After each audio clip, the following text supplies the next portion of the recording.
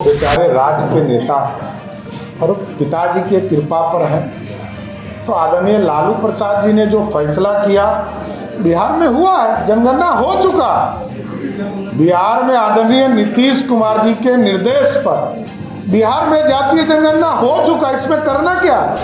और विरोधी दल के नेता को तो पहले ही से पता है कि बिहार में जातीय जनगणना हो चुका है। इसके लिए उनको क्या ज्ञान देने की जरूरत है? इसके लिए कोई ज्ञान देना है तो ये बताइए। आदरणीय लालू प्रसाद जी ने यदि कोई सिखाने में गलती कर गई है तो हमको नहीं पता।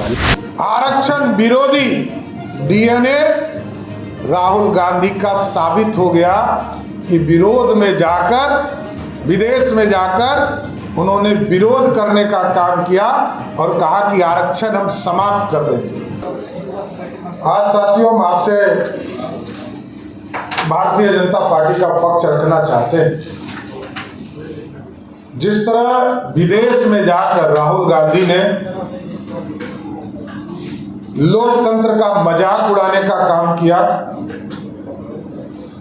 और विदेश में जाकर राहुल गांधी जी ने भारत के संविधान बाबा साहब अंबेडकर द्वारा इस देश में आरक्षण की व्यवस्था को दिए जाने के उसका भी मजाक उड़ाने का काम किया है। और राहुल गांधी के डीएनए में आरक्षण विरोधी है, नीतियां हैं। राहुल गांधी जी के परदादा पंडित नेहरू ने भी आरक्षण का विरोध करने का काम किया था और तत्कालीन सभी मुख्यमंत्री को पत्र लिखकर इसका विरोध जताने का निर्देश भी दिया था। उसी तरह श्रीमती इंदिरा गांधी भी इस देश में गरीबों को, पिछड़ों को, दलितों को आरक्षण नहीं मिले, वो भी अपने राज्य में यही करते रही। राहुल गांधी जी के पिताजी स्वर्गीय राजीव गांधी जी ने भी, जब मंडल कमीशन इस देश में लाया गया, तब भी गांधी परिवार ने आरक्षण का विरोध किया पानी पी पी कर। और आज आरक्षण विरोधी डीएनए राहुल गांधी का साबित हो गया कि विरोध में जाकर, विदेश में जाकर उन्होंने विरोध करने का काम किया और कहा कि आरक्षण हम समाप्त कर देंगे। कांग्रेस पार्टी लगातार माइनॉरिटी को आरक्षण देने का काम कभी आंध्र प्रदेश में करती है, कभी कर्नाटक में करती है। और जितने भी माइनॉरिटी यूनिवर्सिटीज हैं, सब में आरक्षण को समाप्त करने का काम कांग्रेस और इंडी गठबंधन के लोगों ने किया।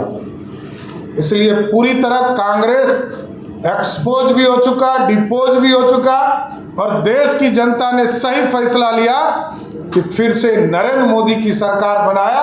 जो नरेंद्र मोदी जी लगातार ये गारंटी के साथ 2014 से कह रहे हैं कि इस देश में जब तक नरेंद्र मोदी की सरकार है, आरक्षण को कोई छू नहीं सकता है। और ये हमारा इतिहास कहता है। जब स्वर्गीय कर्पूरी ठाकुर, भारत रत्न कर्पूरी ठाकुर जी को बिहार में मुख्यमंत्री बने, तब भी बिहार में पहली बार अति पिछड़ों को आरक्षण जनसंघ के सहयोग के साथियों के सहयोग से मिला।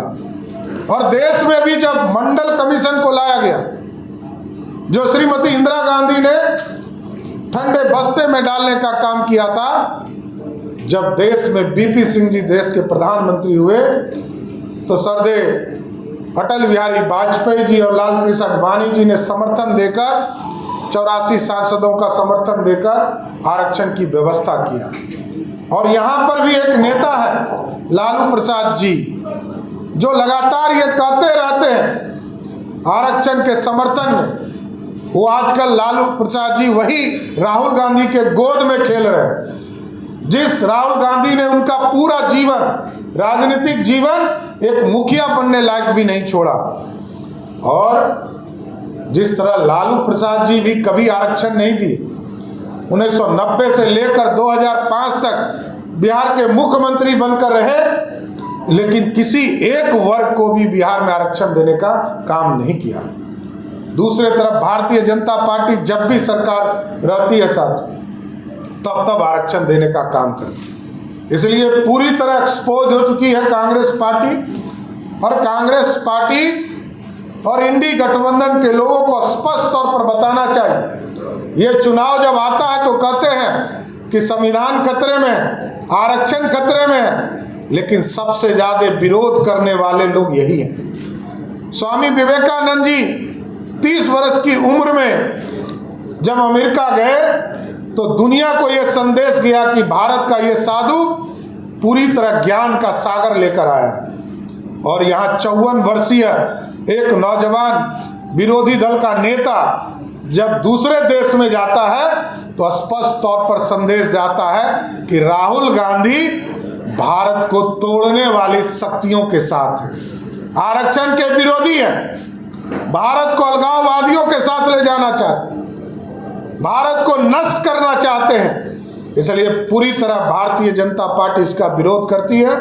और आरक्षण देश के यशस्वी प्रधानमंत्री नरेंद्र मोदी जी ने साफ तौर पर कहा, आदरणीय गृह मंत्री आदरणीय अमित शाह जी ने, आदरणीय नड्डा जी ने साफ तौर पर कहा है कि जब तक भारतीय जनता पार्टी की सरकार है तब तक आरक्षण को कोई छू भी नहीं सकता है। सभी साथियों को धन्यवाद।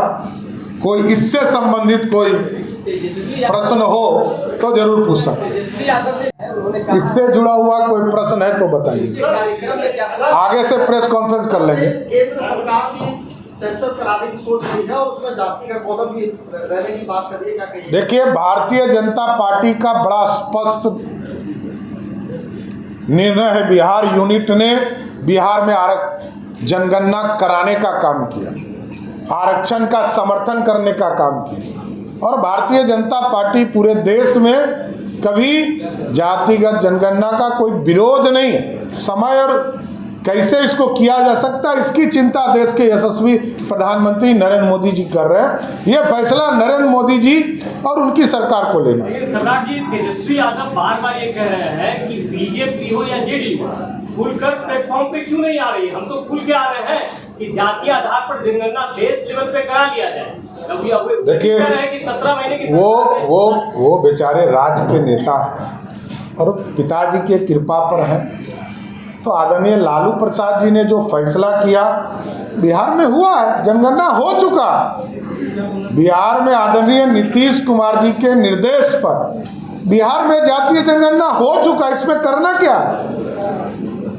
पार्लियामेंट के सदस्य को वहां आदरणीय मोदी जी से बात करनी चाहिए, और विरोधी दल के नेता को तो पहले से पता है कि बिहार में जातीय जनगणना हो चुका है। तो इसके लिए उनको क्या ज्ञान देने की जरूरत है? इसके लिए कोई ज्ञान देना है तो ये बताइए। आदरणीय लालू प्रसाद जी ने यदि कोई सिखाने में गलती कर गई है तो हमको नहीं पता है, लेकिन लालू प्रसाद जी के आग्रह पर, नीतीश जी के निर्देश पर, भाजपा का समर्थन से बिहार में जातीय जनगणना हो चुका है।